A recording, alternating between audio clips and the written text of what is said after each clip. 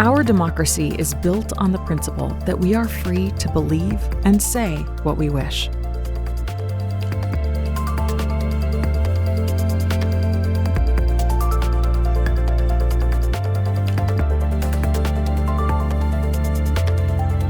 But as the speed and volume of opinions grow,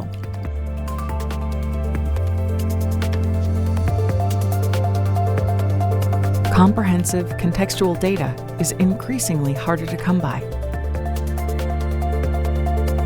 By anchoring ourselves in a common data set, we can move from simply creating noise to engaging in informed debate. The kind of debate that is the heartbeat of a functioning democracy.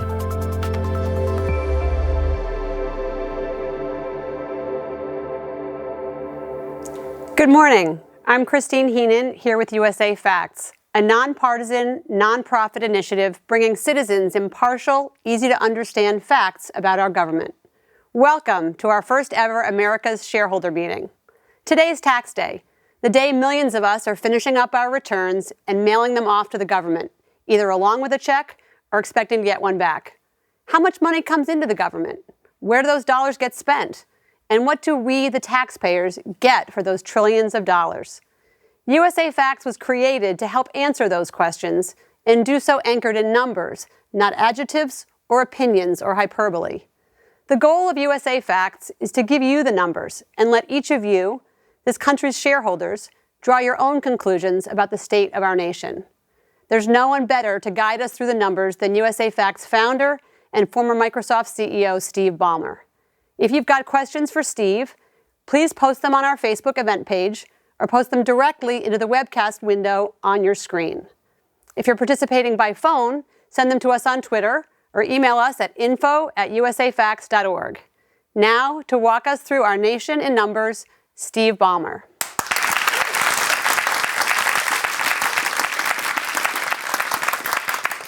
Well, thanks, everybody, and welcome to this shareholder meeting. I think of us as all shareholders in the United States of America. We all pay our taxes, we all get to vote, and we deserve all the transparency and explanation that our government can give us.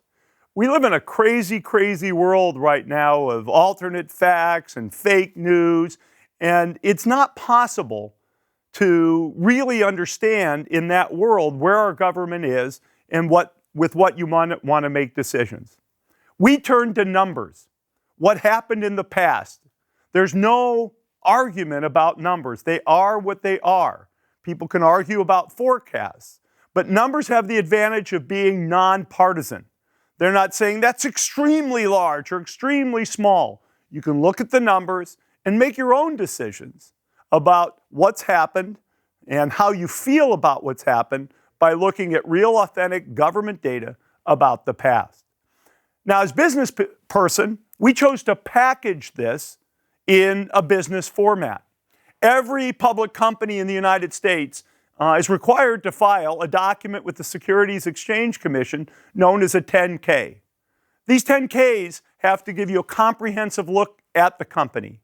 They've got to be very factual, very rigorous. They can't be flamboyant and make bold claims. Just the facts presented in a straightforward way that lets a shareholder really evaluate what's going on. That's what we're providing you here today for our government, federal, state, local. Now, companies also oftentimes provide an annual report which simplifies these numbers and tries to help you understand them and see them in a clear way. We're doing both of these, but we know you're going to want to form your own opinions. There may be data in either one of these documents that you want to see that aren't there. So you can also visit our website at USAFacts.org to get even a more detailed look at the numbers. Remember, we're putting the numbers out there and we're hoping to have you read and then make your own decisions about what's going on. Now, businesses, when they present themselves in their 10-K documents, need to organize and make themselves comprehensible. In a business case, you decide what are the lines of business, what are the product lines that you have in the market. In the case of government, we can ask, what are the missions of government? And rather than speculate and make that up, we turned to the preamble to the U.S. Constitution, which lays out the mission of government quite clearly. Government's supposed to establish justice and ensure domestic tranquility, provide for the common defense, promote the general welfare, and secure the blessings of liberty for ourselves and to our posterity. That's the role of government, and that's how we organize and present the information that we have to you. This is a comprehensive look, so you can see everything in context. But if we break down, for example, justice and domestic tranquility, we think about physical safety, crime and disaster. We think about commercial safety, consumer and employee safeguards in the workforce. And of course, child safety, which is fundamental to us having a safe society with domestic tranquility. So this is our organizing framework. And now I want to share with you the numbers that stood out to me. Now, these are just things that I found interesting or surprising or important. Our goal here is to get you and enable you to find the numbers that are surprising and interesting from your point of view. I'm going to share these because it might wet your whistle a little bit about some things that are in there, and perhaps you'll find them interesting yourself. So let's look first at this area of justice and domestic tranquility. And I want to start with arrests. What are people getting arrested for in the United States, and how has that changed over time? If you take a look, drug crimes in yellow, property crime, for example, auto theft is in blue, and violent crime, which includes rape, murder, negligent manslaughter, aggravated assault, and robbery, is in pink. You can see that the general trend from 1980 is down. Property crime is down from 820 incidents per 100,000 population, all the way down to 420 incidents per 100,000 people. That's a dramatic decline. At the same time, violent crime has dropped, not completely consistently, but down from 209 incidents to 160 incidents. Drug crime, different phenomenon. Drug crime rose as we had the war on drugs in the 80s and early 90s, and you can see arrests went up. But since about 2005, 2006, you've seen a decline, consistent with, I think, what we hear about in our newspapers, where society is trying to decide what is the right way to deal with drug possession as a crime.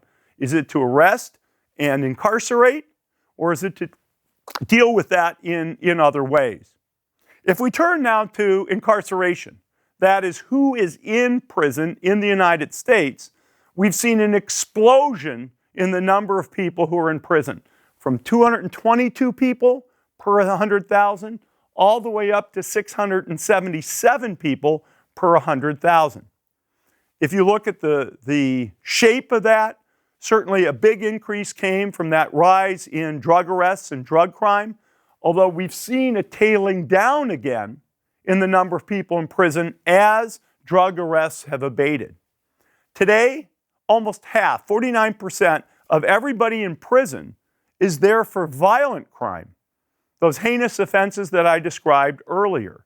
And part of the reason the incarceration rate is up is we're keeping half the prison population in prison longer than we used to. Not counting people who die in jail, or prison, of which there are some, the average length of sentence for average length of time served has gone from about 3.2 years to 4.2 years. You could say, hey, that's a big increase. It's about a 33% increase. I might look at it and say, wow, I'm surprised. The average person for a violent crime is only in prison for about 4.2 years.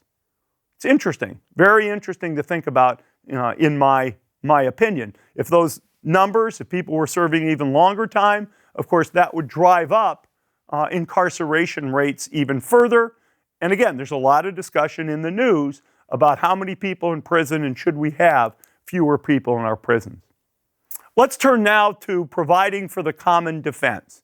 And the place to start, I think, is with the number of people who are on active military duty.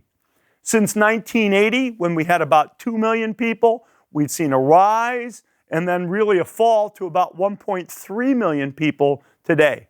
Some small surges, but really relatively small surges during times of issue in Iraq and Afghanistan, but it's a pretty dramatic decline. Surprised me, even though I know there's been a push to shrink our military, this surprised me quite a bit. Now, at the same time, total spending, and all of our numbers today are adjusted for inflation so that we can really see apples and apples comparison. Defense spending is up pretty interestingly, from $500 billion in 1980 up to $745 billion today. How's that possible even with the number of active duty military coming down? Well, number one, we're spending more per active duty military person, benefits, payroll, etc. Number two, we find our military using civilian support more and more. The military employs civilians, the military contracts outside, and I don't mean for guns and boats and that sort of thing, but it contracts outside for services in a way that tells us, if you will, that government is moving to outsource more. So that's been a big phenomenon. Second thing I found interesting on this slide is the small percentage of total defense spending that actually gets spent on equipment, software, electronics, etc. You can see those two numbers here in blue and yellow. As a former technology executive, I am impressed that we spend more money on R&D, software, and electronics than we do on planes, on ships, planes plus ships, plus tanks, plus jeeps, plus fuel, plus missiles, plus bullets. It's a recognition that technology transforms all industries, and I think probably also a recognition that the role of cyber warfare has increased dramatically in our society. Third thing that I think is important when we talk about the common defense is to really talk about what's going on our borders. This has really been in the news with talk of immigration policy, and so let's ground ourselves in what has really happened. I would say our borders are more secure today by quite a margin than they were in 2000. You can take a look at the number of people who are being apprehended before they come into this country. 1.7 million in 2000, down to 300,000 in the most recent measured period. That is a dramatic decrease. At the same time, the number of border agents patrolling our borders has risen from 4,000 people in 1980 to about approximately 19,000 here currently. A dramatic rise, dramatic shrink in the number of border apprehensions. See, I find myself using adjectives, but the numbers are right here. You can find your own adjective to describe it. But I'd say overall, we'd have to say our borders are more secure. One other interesting data point, our government does estimate the number of undocumented immigrants living in the country. That number is around 12 million today, and it has been mostly level over the course of the last several years, which I think is important for everybody to understand. Let me turn now to the mission of promoting the general welfare. And again, I want to highlight what I think are some interesting issues. Let's start first with the economy and GDP. There's a prevailing view that the government is instrumental in driving our economy. Look at the data in our annual report. We'll show you all the levers government has, interest rates, spending, taxes, and you can decide how much impact you think there is on the economy from government versus business and capitalism and innovation and all that drives. The one thing we can say is that if we look at GDP per person, so there of course will be GDP growth that comes with population growth, there'll be GDP growth that comes from inflation, but this is the real stuff. This is the economic growth that we have as a society to improve our standards of living. If you look at that number, it has increased about 1.7% a year from 1980 to the present. 1.7%. We're in a world now where people talk about GDP growth rates of 3 and 4%. Well, you could say, can we get there? The change, which is this pink line, the change that we see in growth rate, that is how much faster or slower is growth happening, is actually trending down. So to get to numbers like 4%, we're either going to need to see a major turnaround in the growth rate in GDP per person, that would be a turnaround, or we're going to have to see major increase in population. Just for perspective, our population last year grew by about 2 million people. We had about 1 million more births than we did deaths, and we also took in about a million immigrants. 50% of our population growth in this country comes from immigration. So we need population, inflation, or productivity growth as represented here, and I think you can form your own opinions then about what you might believe for some of the GDP numbers that people talk about that are fundamental to how we think about our economy going forward. There is good news, and part of the reason why these numbers are up is that the percentage of people between the ages of 16 and 64 who are working has gone from 62% in 1980 to 69% today. The high across that 36-year period or so was also right around 69%. Now you could say, can't we keep driving this number up? And that's certainly possible. But I think we have to all agree that in the population between 18 and 64, there are going to be people who don't want to work. They need to care for children, they need to care for elderly parents, they want to go to school, they have other life plans. So there is some upside in this number of jobs per person. And the upside doesn't just come from the economy and unemployment. It also comes from the desire that people have to be in the workforce. And that's an important thing to remember. But I think we can be proud that between our government and our businesses, we are employing a higher percentage of the working age population than ever before. Now let's flip to this issue of how do we live, giving this economic activity, what do things look like? There are about 40.6 million people in the United States living in poverty. Poverty is defined as having an income that is less than 3 times food budget. That's how our government sets its official poverty measure. By this measure, you can see here, the blue line, we've got about 13% of the population living in poverty, roughly flat from 1980. If you take a look at children who are living in poverty, which is the line in yellow, children living in poverty is 18%. Again, roughly flat, but an interesting number, I think, in terms of what the future looks like for our kids.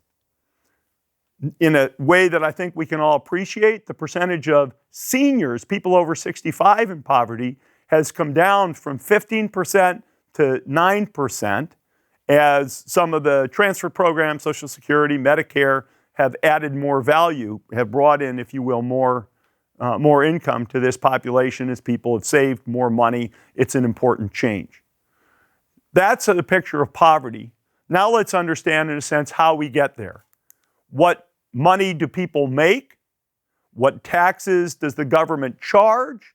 And what benefits and dollars does the government give back to the population? We look at this in three buckets today.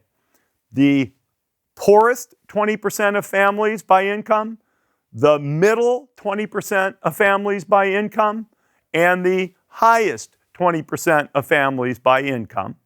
We look at the year 2000 in hatched color and the year 2016, and we're going to look at income, transfers, taxes, and as a dimension of how people live, we'll also look at household spending. So for example, if you're in the bottom 20% of people, you can see that your income has actually declined between 2000 and 2016 in inflation-adjusted dollars. The amount of transfer that you're receiving from the government has increased, and the amount of taxes that you pay has come down. But remember, we're talking about people in the bottom 20% who are making $9,000 a year or less. That's a very small number. In the middle 20%, I would say the most interesting stuff is the dollar amount it takes to be in the bottom 20%. Today, you have to make $33,000 to $63,000 to be in the middle 20%. Sorry, I said bottom, middle 20% of income. Those numbers were actually higher in 2000. That means, if you will, that the middle income bracket is falling away from the top 20% of earners. When people talk about the hollowing out of the middle class, you can see it fairly vividly here. You can see the bars again that show you trends in that. Then we get the top 20%. To be in the top 20% of incomes in the United States as a family, you need to make $116,000 a year or more. If we take a look at the issue of taxes, I think it's very interesting. The bottom 20% of people make 2.1% of the income and make 0.4% of the income and pay 2.1% of the taxes. There's a general view that people who are less affluent pay less taxes as a percentage of income. In fact, that's not the case. That includes sales tax, payroll tax, in addition to income tax. In the middle 20% of income, 10.6%, little less, 9.1% of total taxes. And in the top bracket makes 65% of all income and pays 66% of all taxes. This is all relatively more balanced than I think my sense would be anyway, of popular media. If you are in a lower income bracket, you are benefiting from increases in the amount of money that is transferred to you. Medicaid, SNAP or food stamp benefits, if you will, are all trending in a way that's going to let you have a higher standard of living. Perhaps the best way that I can bring this alive is by actually looking at what families spend per month on housing. If you live in the bottom 20%, you're paying about $470 in rent or house payments. $470. If you're in the middle 20%, you're spending about $1,000 or $12,000 a year.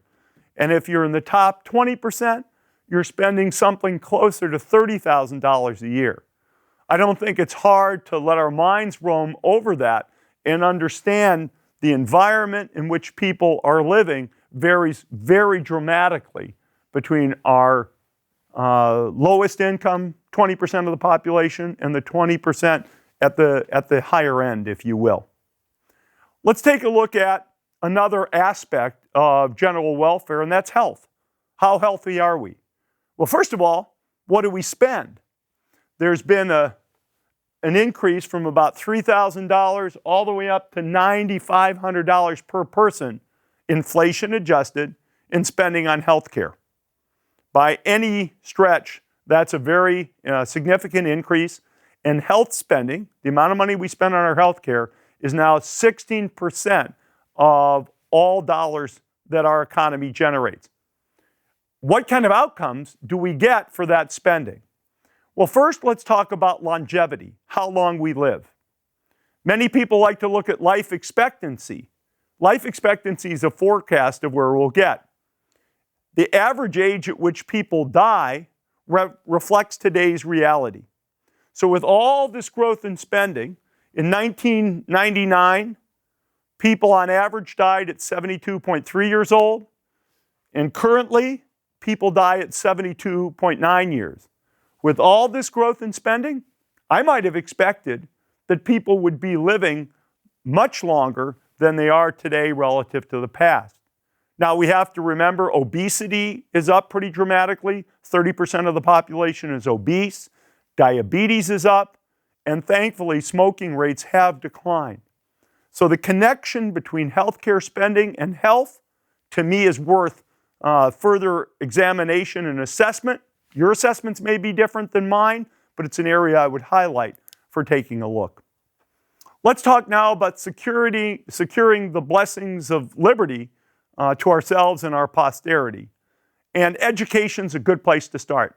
This is the human capital investment we are making in our posterity. Again, a bit of a mixed story. High school graduation rates, boom, from late 1990s to today, up from 71% to 82%. Awesome. If we look at the percentage of kids who are proficient readers or proficient in math at the end of 8th grade, 33%. 33%. You might think of that as a larger number than I do. I think we want a higher percent of our population proficient in reading and math than we're seeing. And it makes me wonder why we'd see a disconnect between this and high school graduation rate.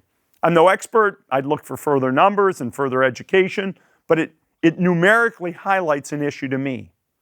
Some people will say, well, this has something to do with the number of teachers we have and the amount of money we're spending on education.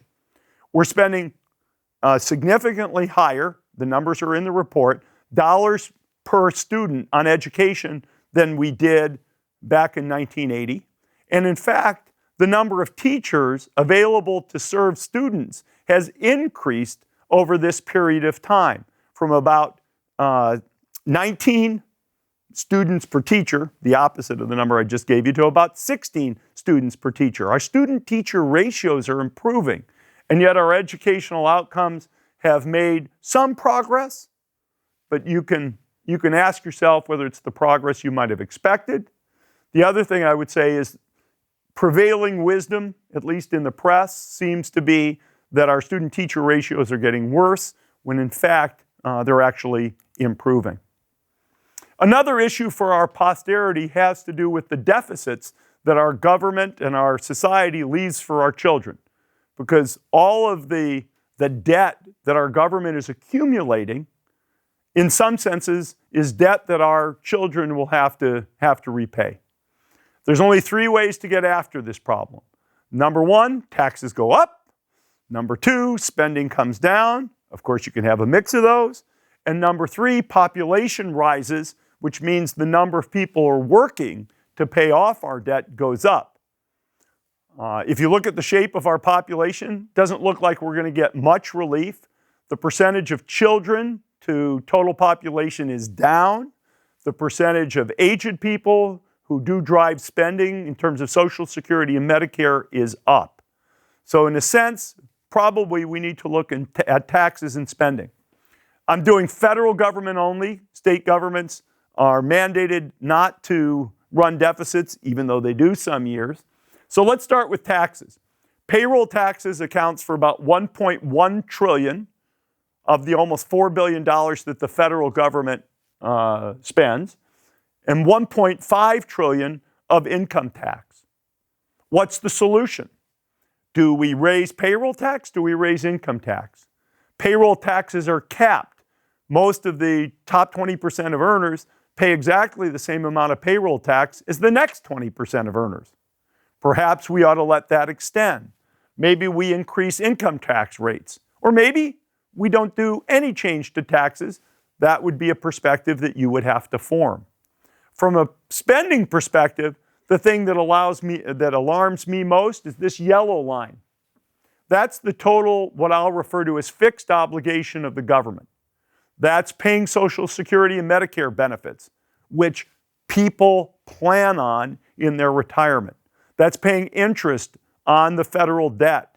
That's paying the pensions of retired federal employees. We have very little opportunity to change the shape of the yellow line in the short term. In the long term, Congress can take and change policies to affect those numbers, change Social Security and Medicare policy, but that would have to happen over a very long period of time. There is other spending that goes on in the government. It surges when defense spending surges, and somebody could take a look at these numbers. That's an area where I know our Congress has spent a lot of time and hasn't come up with the important numbers. The deficits, you can see, are large. $600 billion of deficit. $600 billion, just in context, is 15% of all the money that government raises. It'd be as if you made $50,000 and acquired $7,500 of new debt per year. On this issue, I don't know that I could say I'm partisan, but I am a strong believer that we as a country need to balance our budget. Finally, let's turn to some notion of the American dream. What does it mean, the American dream? I'll talk about that, but it's certainly important for securing the blessings of liberty for ourselves and our posterity. The American dream to me means some notion that all people are created equal, that everybody born in this country has a reasonable and fair opportunity to move up economically from where their parents were. That's kind of how I think about it. And there are a number of aspects. People have to vote. That's part of really the American dream and participation in our society.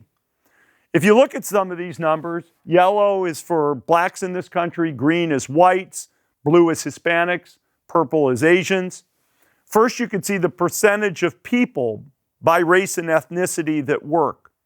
Highest is for the white population, lowest is for the black or African American population. If you look at the percentage of births to single mothers, the high is in the African American population, about 72%. The low is in the Asian population, which is something about 10%. I can't bend over and look at the numbers right now. Mobility, perhaps to me, is the most important number. What is the probability of a child who's born into the bottom 20% of moving out of the bottom 20%? And you can see again, for African Americans, that number is about 63%. And for Asians, that number is about 82%. And if things were all fair, that number would be about 80%, or if they were all even, if you will.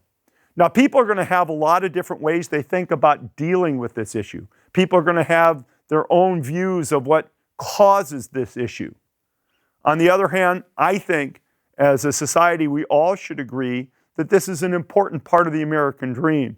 And as a nation, we really need to talk about it and think about it if we're really going to have the kind of country that our founders outlined in the Constitution. Overall, what's my perspective? This is a country with great possibilities. Our democracy does many things that are right. I am optimistic, and I think optimism will be required to move forward. On the other hand, there are issues which have been very hard to solve. We will need creativity, not only as a government, but government, business, citizens, not-for-profits, to make progress on some of the thorny issues. On other thorny issues, we just need courage. People understand the numbers that go into our deficits, and yet our legislators at the federal level need to step up and courageously think about our future, not just our present. It's been my pleasure to have a chance to share with you some of these thoughts. USAFacts.org. We encourage you to download our annual report, or if you really want to dive in, our 10K, and then further explore the numbers that are most important to you. With that, I'll say thanks again for listening to me, and let's turn to your questions. Appreciate it. Thanks, Steve. From Medicare spending to military personnel, from Social Security to smoking rates, we covered a lot of facts, a lot of USA facts. Thank you, Steve. I'd like to remind our Facebook audience to please post any questions through the live stream on our Facebook event page, or post them directly into the webcast on your screen. If you're joining us by phone, send them to us on Twitter at USAFacts, or email us at info@usafacts.org. Due to the volume of questions, we've already gotten several hundred questions from around the country, including one from Lima, Peru. We may not be able to get to all your questions today, but we're going to get right in and get to as many as we can. Steve, first question comes from Curtis, who is watching on Facebook. He says, I thought Social Security and Medicaid were self-funded. Well, Social Security and Medicaid is aid to the poor or the disadvantaged. Medicaid is separate funding stream. If you look at Social Security and Medicare, we do take in dedicated revenue to support those. It is anticipated in our laws that Medicare is not self-funding. Social Security is supposed to be self-funding. Today, the amount of money we take in roughly matches the amount of money that we put out. And yet, with the aging of our population, government forecasts are that we will start taking in less than we put out. And when people say Social Security will run out, what they're really saying is without policy changes by the legislature, we won't be able to make our current commitment to Social Security recipients. So no, they're really not self-funding. That's not the way things work today. And in a sense, it's not the way our laws, as currently constituted, would have this be. Thanks. Next question is from Nicole. She's watching on the webcast. She asks, in the age of alternative facts, what makes you think people will accept yours? These are not my facts. There's nothing in here none of the information in this annual report or this 10K, none of it comes from us. These are all numbers that come from our government. We believe in the professionalism of the people who work in our government as it relates to numbers, to the people at the Census Bureau, the Government Accountability Office, the Bureau of Justice Statistics. We use over 70 government sources. So I don't ask you to believe us. I ask you to accept the numbers of our government. They don't always come out on a timely basis. We think government should work to improve that. I don't know whether our legislators actually read the numbers that come out. I wish government put them together in a comprehensible way so that we could stop doing this kind of document. There are some government sources that contradict each other, in which case we've tried to pick one of them that seems most accurate. So no, these are not our facts. These are the numbers and facts as recorded by the professionals who work for our government. Thanks. Ted is watching on the webcast. He says, how do you evaluate the long tail risk of a future debt crisis? I'm quite concerned about it. On most issues, I'm not going to give you sort of my prescription and my views, but I am, as I said, a believer in a balanced budget. As we continue to grow our debt levels with the potential that interest rates rise, we're going to have to pay more money every year. I'm 62 years old. I have to do that for a few years. My children will be paying off that debt and, more significantly, the interest on it for many years to come. So I think it is a very big issue. I'm not even sure I think about it as long tail risk, because the amount of money we're spending on interest is going to put pressure on all other forms of investment in our present and in our future.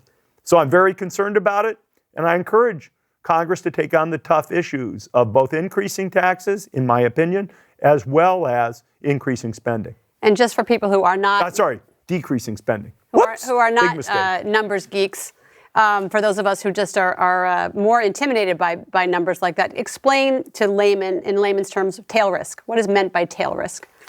I think our questioner in this case says, over the years, are we going to see our debt limits, the long tail means future years, are we going to see these things as an increasing issue? The answer to which I believe is yes, because our deficits, rather than going to zero, if anything, are having a long-term trend to increases. Thanks. Kevin Prees from the webcast. How many people in the USA are employed by the government versus non-government, and what is the trend? Yeah, we have about 23 plus million people working for government in the U.S. If you look at it, almost half of those people actually work in education, K through 12 and higher ed. That's about close to 11 million of the people. As I said, that number is going up because we have more educators per student, particularly in K through 12, than we used to. Second, some other big buckets. We've got 1.3 million active duty military. We talked about how that number is coming down. About 1.3 million, roughly 1.2 million government employees work in government hospitals, including, for example, in our own backyard, the hospital at the University of Washington. Healthcare is a growing business. Government workers in healthcare is increasing. Police is up some. Fire is up some. One of the things you should be getting out of this is that there are most of the employees, I would say, out of the 23 million that work for our government, are providing some service that you value. Some of those we see efficiency gains like we do in terms of active duty military, but in many of the cases, we're adding staff as we're adding demand from our population for better safety in the police, more hospital care, more educators for our children, et cetera. Tina from Facebook. Hi, Tina. She wants to know, don't 401ks and IRAs also contribute to the reduction of elderly poverty? They do, absolutely. And while I don't remember the numbers off the top of my head, you can take a look in our annual report on the impact of 401ks and other saving and pensions and other savings plan. And if you're a real numbers geek, there's a lot on that topic in our 10K, which is available now at USAFacts.org. Leela, also on Facebook. What will happen to the income and tax percentages you walked us through with the latest tax laws? Well, in a sense, a lot of what you'll see there will be unchanged. There will be changes, but they will be modest for almost all income brackets. The biggest change from the tax perspective has been the reduction of corporate income tax. It's not to say there won't be some perturbations in these numbers, maybe a slight decrease in taxes. But the biggest change was on corporate income tax. Now you can say who benefits by the reduction in corporate income tax. It's not the companies themselves, it's the people who own shares, shareholders. If you look at shareholdings today, they are by and large owned by more affluent people, with the exception of money that's invested in pension plans that scale down and affect some of the lower income quintiles. Scott is responding on Twitter from Belfast, Northern Ireland. He wants to know, what is the current government spending on children with special needs in education in the United States? Is it higher or lower than average students? Watching from Belfast. That I can't tell you whether we have in our report or not. I can't. That is an area in which, frankly, I want to dig further down than the data that we have available today.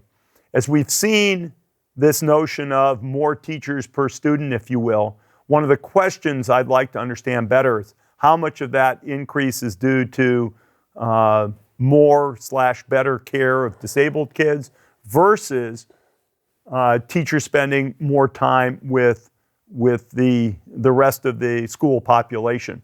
I don't know the answer to that. I don't think we have the detail that you want in our reports. I do think it's important for people to have a perspective on that topic, and I think it's very difficult. I think it's a very difficult topic to know how to allocate our resources there. It's certainly a challenge for people with disabled kids. It's also an issue for parents who don't have disabled children to make sure their kids are getting an education. My number one concern in the area is the one that I highlighted, that despite the increase we put into spending on education, we've seen the graduation rate improvement, but alarmingly, we haven't seen kids be able to read and do math better than they were in the past. We'll take two questions from Facebook, one on voting and one on opioids. The first is from Lori. She says, Steve, would you please comment on the number of registered voters and the changes in voting each election cycle? Yeah, I don't have the registered voter numbers off the top of my head. I can look them up, though, for you. The voting numbers I do, we have about 50% of our population that votes during a presidential election year. And, yeah, here we go. Registration rate in the United States is about 64%, 64%, down from 74% in 1968. The voting rate is 56%. Again, this is in presidential races. Non-presidential, they've dropped from 55% in 1966 to 38% in 2014. What page was that, just in case Lori wants to go there directly? Page 72 All right. of our annual report. And there's more detail again in our 10K. There you go, Lori. Kirby asks, I would be interested in seeing the reported opioid deaths in relationship to the rise in drug-related arrests. Is that something that we know about? Yeah, we do have data on opioid use. I think the thing you will find discouraging is the data is not up to date to this year. And in the press, of course, there's a lot of discussion of the rising opioid crisis. having up to the minute data. If I was a government official, what's the importation rate of opioids? Because I think this next generation of fentanyl, et cetera, is coming to some large extent from outside our country. What has happened really with the rate of opioid deaths? They're certainly up, but we don't have current data to dimensionalize the problem. Ultimately, in that case, the data will give us a picture. The picture will be important. Opioid deaths are interesting. You will find that the number is in the thousands, maybe the tens of thousands today, compared to about 2 million people who died overall in the United States. So it's an important issue. It's a preventable issue, but we're going to need more up-to-date data to really track our progress. Jordan is watching on Facebook and says, Steve, what do you think needs to happen to actually balance our budget? Even when I vote for those who claim they are for reducing debt, once they get to Washington, partisan politics seems to take priority. Yeah, I'm with you. This drives me crazy. If you're a Republican, all you want to do is cut taxes, which drives up the deficit. If you're a Democrat, I'm being extreme here. If you're a Democrat, you want to raise spending, which increases the deficit. The truth is somebody's going to have to make hard choices, which is to say we will lead a less lavish lifestyle today in order for our children to have a better lifestyle.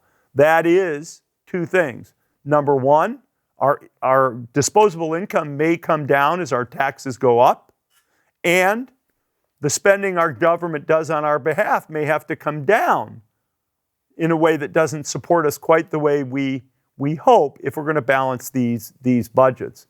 So I'm totally with you. I don't think either party is serving us well on this issue. I think there needs to be, in this case, a clear middle ground reached, and at least so far in this polarized environment, people don't seem to have the courage and the willpower to really go after it. There are other examples in this area. Government pays about 50% of all of the health care spending in this country. 50%. 8% of our GDP. 8%, which gives you about $1.6 trillion. The government could play a role in driving down healthcare costs by changing the way that it works with the healthcare industry, both with its own money as a buyer of healthcare services, in addition to its regulatory power on healthcare services. So there are other things government can do, but they all require a certain amount of courage and willpower that at least currently our legislators have not stepped up to. The next question comes from Ken Muehlbauer, who asks, how much is the deficit for discretionary spending specifically? I think that's not the way I would advise you to take a look at this issue. I think you have to look at total money coming in to our government and total money going out. In fact, we think it's important to look at state, federal, and local spending together because in many areas, state and federal money complement each other. Looking at discretionary versus discretionary is almost impossible. Income tax, for example, is used both to pay part of our Medicare bill, that's required by law, and to pay part of our discretionary spending bill. So putting these things into different buckets, not at least as a business person thinking about these things, it's not what I'd recommend you do, but you'll be able to see some of that again in the reports and on our website. Walt Watson is watching on the webcast, and he wants to know, can we get a breakdown of where the outsourced military spending is going? Yeah, there are numbers in the report. Let me see if I can grab. Well, there are some numbers in the report. Contracted services has certainly increased for our government, what they are contracting for from private businesses, and I'm not talking, from businesses, public or private, and I'm not talking here again about boats and planes and the like. I'll give you one example I know from my past life. There's been a big push in the military to outsource IT projects. So the basic infrastructure that runs computers and word processors and email for the government used to manage itself, and in many cases, those have been moved into these big IT outsourcing companies. And we certainly have seen a surge in that kind of spending. Dan from Twitter wants to know, in the last 4 decades, the bulk of inflation has come from non-competitive industries, including government, healthcare, and education. How do we slow that growth? Sorry, say again, the bulk of inflation? Inflation has come from non-competitive industries. Industries, he says, are non-competitive: government, healthcare, and education. Do you have ideas about how to slow that growth? Yeah, let me reframe, at least in a way I can answer the question whether it's what you intended or not. You can say, what kind of productivity increases can we see in government, healthcare, and education? In most other industries, we do see productivity increases. In government, as I talked about, government is not a monolith. Certainly, as it relates to Medicare or Social Security or Medicaid, the productivity improvements, you're not going to get them in Medicare and Social Security. Those are transfers to individuals on which they benefit. Unless we corral the government could help corral the healthcare industry in a way that drove productivity. The healthcare industry is remaking itself. It is ripe for re-engineering for more productivity. The tools, the software, the technology is there. Doesn't mean that healthcare spending will decrease, but we have a real ability to drive that. But the way government structures that industry and describes how payments and insurance should work means it is very hard to see some of the healthcare productivity increases that we would want. On the third dimension, education's a funny one. Parents want more teachers per student in their school. That fundamentally is the reverse of productivity. Productivity, since really the only thing we have in our schools is teachers and buildings, we're going to have the same number of buildings to have the same number of students. So if we want productivity increases, it would mean really reducing the number of teachers. That would mean we all have to be comfortable and believe in what these new online technologies can do to assist teachers in helping our children. I'm not sure we're there yet. Certainly the numbers don't reflect society's buying into that yet, but that is a phenomenon that we well could see in the future. I'm not going to speculate. We'll wait till we see it in the numbers. Speaking of the numbers and their availability and timeliness, Steve on the web says, should we be investing more resources in making the data more timely? We should be making the data more timely. I'm not expert enough in the collection process to know that that is fundamentally a question of more resources or whether it's fundamentally a question of more authority from our government to put common standards on the way and the time with which data is collected. Businesses can report fairly quickly. I remember when I ran Microsoft, we used to report our quarterly earnings in a month or more. That number shrunk. It wasn't a question of more resources. It was better process and better technology. I would hope we can see that out of government. But if government does need a little bit more money to give us timely data, well presented, that money is going to be small compared to the $5.7 trillion of government spending. I'd advocate putting in the additional several billions. Now you could say I'm cavalier about billions, but remember, 1,000 billion is a trillion. 1,000 billion is a trillion. These are big numbers, but when you compare them, if we added $1 billion for better data collection, it would be 1,000th of 5.7 trillion. Okay, big numbers. Doug from Massachusetts on Twitter. We hear a lot about deficits and the national debt, but not so much about debt service or interest on the national debt. Is that cost becoming a primary driver of the nation's fiscal plight? It certainly is. If I remember off the top of my head, I think the amount of money the government has to pay in interest every year is running right now about $300 trillion. I should probably look it up. My memory on this is not 100%, but again, the numbers are here. The thing I think would be a real issue is if interest rates rise, then it would also mean the interest we have to pay as a country on the debt the country's accumulated would go up. 300 billion is a big number compared to 5.7 trillion of spending, or at the federal level, 400. It is an important number. It's 6 or 7%, and if that was to double, that would give us even bigger financial problems. S. Meyer, watching on USAFacts.org. After compiling these numbers, have you gained any insight into how to define and track spending waste? I looked for that, actually. It's very hard to do. I'll give you my basic view. It is informed by the numbers, but it's not like there's a report we go get from the government that says this is the amount of waste. That report doesn't exist. But if you take a look at Social Security, Medicare, Medicaid, those things account for a large percentage of our spend. I consider them efficient. The government doesn't take a lot of money to administer them. They move out quickly to the citizens. Now, you could say things like Medicaid fraud are a waste, and there's certainly areas in which these things themselves can even be questioned and pushed.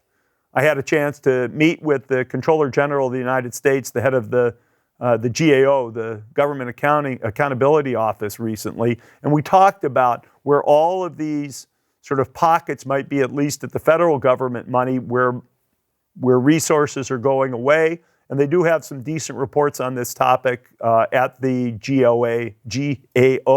website, and I encourage you to go visit there.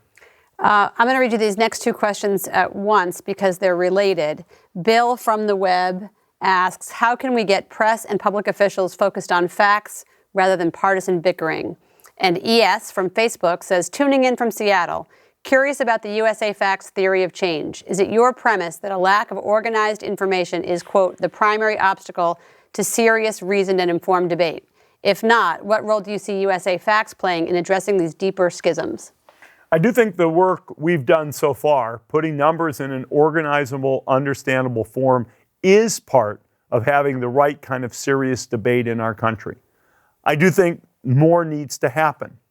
I do think over time, government officials, because I don't believe government officials have this kind of integrated view of what's going on in their government. I think over time, government officials should have to do what business leaders have to do. They actually have to read their documents and sign and says, I have read this, and to the best of my knowledge, this is accurate. So people can't argue about the facts, and so people have spent some time really acquainting themselves with the numbers. That is a fundamental change I think we should make to hold our democracy more accountable. The second thing I would say is numbers are necessary, but probably not sufficient to get the kind of reasoned, constructive discussion that we'll need to attack these problems that require creativity and courage. And we will certainly try to advocate for that. But right now, the only tool set we think we have at our command is getting the numbers really right. So Roger from Facebook's next, but Bob asks something that I think is probably based on what you're just now saying. Can you identify any elected officials, federal, state, or local, that will reference and build on this approach? Not yet. Not elected. We have actually sent the reports to a number of our elected officials. One of the things we'll do, probably you can count on the web, but probably just to help officials, we've decided to send these things out to at least every federal legislator, every elected federal official, all statewide elected officials, and we're at least going to put it in front of them and encourage readership. We may even find a way to somehow reward that kind of readership, but we want to make sure the information gets there. Okay. Now, Roger, for your question, why is Social Security spending lumped in with total obligated spending when it is funded separately? Doesn't that skew the numbers and make it appear as though Social Security is part of the problem? Social Security, you could say, is funded separately. But the truth is, if the amount of money we take in on Social Security is less than the amount of money we put out, government's just going to take other money it has and use that to pay it off. Now, Social Security as it exists today happens to have a bunch of money tucked away to make future payments. So at least for the time being, that's not necessary. But the government, the federal government, has an obligation to make these payments unless Congress changes the law. And the mere fact of this separate pool of money doesn't make Social Security exempt from the rest of the financial issues of our government. Fred from Facebook wants to know, does the 10K report include data on the top 1% versus the next 19%, saying the top 20 chart may be misleading? Absolutely. We believe that is a problem. So we have broken out in a number of our analyses, both here and in the 10K. We've broken the top 1% out from the rest of the top 20. It was interesting for me to see that only the top 20, to be in the top 20, only requires $117,000 of family income. That was a lower number than I expected. I think to be in the top 1% of earners in the United States, the number is something like $400,000. And so I do think it is valuable and illustrative to take a look at the top 1%. If I remember correctly, the top 1% makes about 21% of all the income and may pay about 26% of all the taxes, but it's in the report.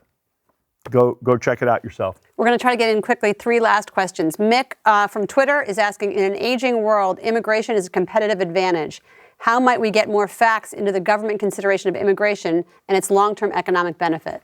I think one of the important things we have to do, and I talked about the economic benefits of immigration, one of the things and yet immigration policy needs to be thought about holistically, but one of the things I think we need to do is encourage journalists broadly to bring these numbers into the discussion, as opposed to the philosophical discussion of we like immigrants, we don't like immigrants, we fear their impact on our workforce, we value the fact that so many jobs in this country are filled by immigrants. I think immigrants on average take lower paying jobs than native-born Americans. You can find some of that in the report. I think we do need to do more, and we certainly do our part to try to bring these numbers to life. Tom Bell wants to know, how would you address the unfunded liability issue with public pensions? I'd do it the old-fashioned way. I'd actually force government to recognize the problem, have plans to fund their unfunded liabilities, and then take a look at the hard trade-offs they're going to have to make to either decrease spending or increase taxes in order to get there. The bulk of unfunded pension liabilities are actually at the state and local government level, because such a high percentage, I think 19 million of the 23 million people who work for government work at the state and local level. So that's an issue that would be of great impact there, particularly since state and local governments need to break even. So last question comes from Oleg, and it's about your goals here. Steve, what is your personal goal behind this information and knowledge? When I started out on this journey, I really was just interested. My wife and I, philanthropically, we focus in on what we can do through our resources to help improve economic mobility for kids born into the poorest situations in the country. And in order to make a difference, philanthropy, giving away money can make some difference, but government provides overwhelmingly most of the money. So how could we get our efforts to dovetail what government is doing? And we started studying this problem, and I'm a numbers guy. I went to math camp as a kid, and I said that the only way we can really dimensionalize this is with a set of numbers. And they were hard to find. And as an ex-business person, I said to myself, where's the 10K? Because that's what I would read to acquaint myself with any business. It didn't exist. I got excited about it. We launched last year on tax day. We published our first reports. And truthfully, I wasn't sure many people would be interested. And yet the resonance people have had with this notion of something that you can count on, something that you can't make up, something that you can't quibble with because it's numeric. I've been pleasantly surprised with the level of interest, and we will continue to do more. We will update our reports. We will provide numbers that reflect on specific issues and consideration by our policymakers. We will add details on what's going on in every state and eventually every locality, because we think people deserve to know, and we'll advocate that over time our government does this work for us. Thanks. I want to thank Steve. I want to thank you for tuning in. For those of you who we didn't get to your questions, We'd encourage you to keep the conversation going on Facebook, on Twitter, and we'll endeavor to answer any question you have at info@usafacts.org. To download our annual report and 10K or view our data in more detail, visit USAFacts.org. And to keep apprised of our latest work and keep the conversation going, as we say, follow us on Facebook and Twitter @USAFacts or email us at info@usafacts.org. Thanks to Steve, both for memorizing the entire government and for walking us through this today. And thanks to all of you for tuning in. Thank you all very much. I'm excited to see so much interest in, by the facts, what's going on in this country. Good luck.